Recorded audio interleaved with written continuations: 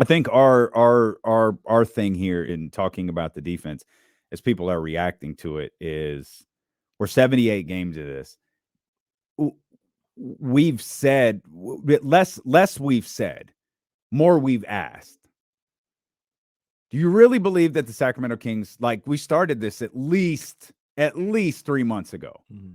Do you really believe that the Sacramento Kings defense is going to get better? Maybe when they got to the 3 spot and everyone was like, "Oh, they're not going to stay here."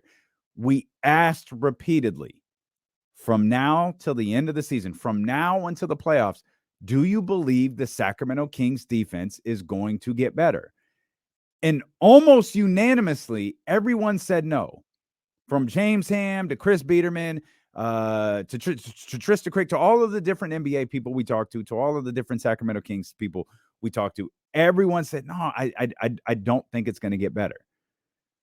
So when they give up 142, why are we surprised by it? You don't want this to happen in the playoffs. I understand that. More importantly than giving up 142, you don't want to shoot 25% from 3 in the playoffs. And their offense has been enough for them to win games. Here are some numbers we pulled up for you. The Kings are 1-7 when giving up 130 plus points to their opponents. 1-7. If everyone just thinks for a second, you know what the 1 is. It's when they gave up 175 and won. That's the one game in which that happened. And 130, the reason I picked 130 is because that was the tipping point. With the exception of the LA game, it was just losses. Yeah. They have not beat a team besides that Clippers game when giving up 130. Below that, though, that's what I just say. That's 7 losses. Below that 130 number, there's no large percentage of defeat. Right. Like you drop the number to 129, it changes. You drop the number to 120, like it changes. There's no large number of there's no large percentage of defeat until you get to that 130 number where they're 1-7. Right. And 130 is 1-7, right? It's 8 games, man. It's 8 games. Right. Like it's not like 40 games or 30 games. It's that 8 they've games. given up 130 Yeah, plus. it's 8 games. Right. Like it's not. It doesn't happen nearly as much as people make it out to be. And like you said, you take that down below 130, and the records flip real quick. Yeah. Yeah. Real It's, quick. it's like, I mean, you go, they got a one, they gave up 129 to Philly and lost by 2.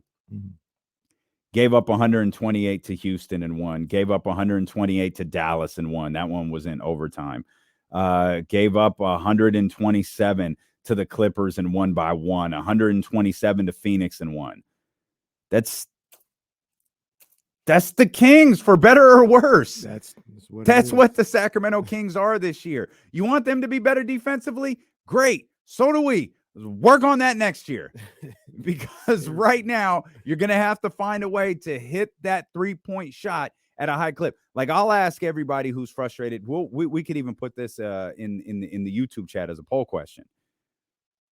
If I give you I give you one option, the Kings to improve defensively, or to hit marginally above their season average for threes, the percentage, what would you take?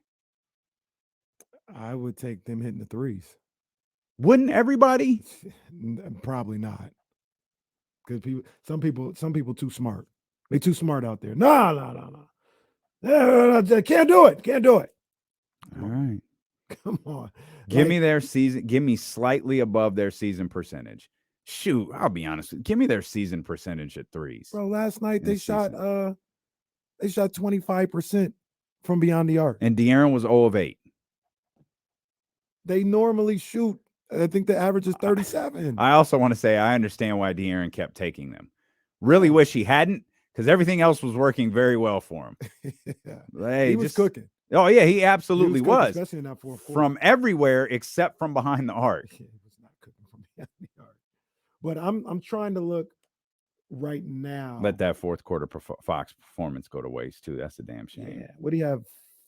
Was it 16? It might have been 16 or 18 in that fourth quarter. Yeah, 16, 7 of 10. And 2 of the shots he missed were threes. Didn't miss a free throw yesterday. Um, scored. Yeah, he scored 16 points. The rest of the team scored 15 in that fourth quarter.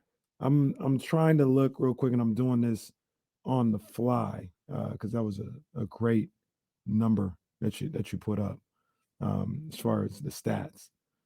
And I'm looking at what the 3-point percentage was um, in those losses where I give up more than 130. Okay. And I'm seeing right now, I'm seeing it's about even. So like they're like right now I'm at 6 games. Okay. I think maybe even 5.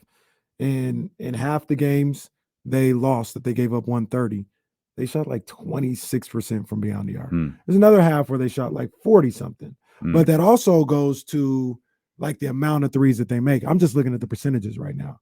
I keep saying like time and time again, they have to make 12 or more to play Kings basketball offensively.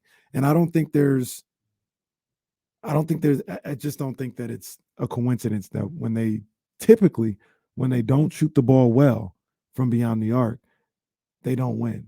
There's exceptions to that, just like there's exceptions to when the Kings don't play defense and still win, right? Like that's becoming more of the rule more than anything, but that's still an anomaly to like how you would construct a basketball team. Nobody's saying like, don't play defense. Like it's all good.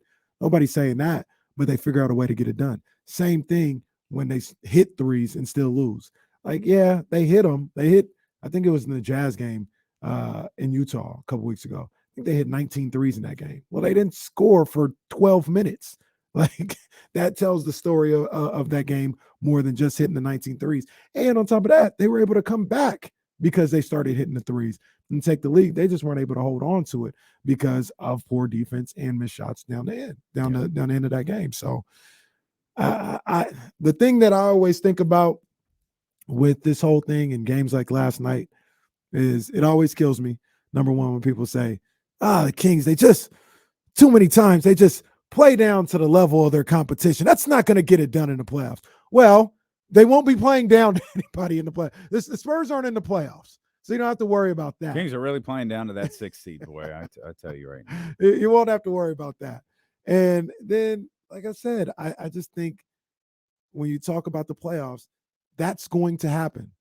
They're going to give up 130 or something in a playoff game. The concern is if they give up 130 to the same team 4 or 5 times. I don't know if that's necessarily going to happen. I'm not going to say they'd be locked down on the defensive end, but unlike what the popular belief is, Kings have coaches too, and the Kings will look at some of the things. Like I bet if they played San Antonio the series, they'd look at some of the things that went wrong in that game, and they'd make certain adjustments so they wouldn't give up 142 the next game. So it's the playoffs. Adjustments are going to be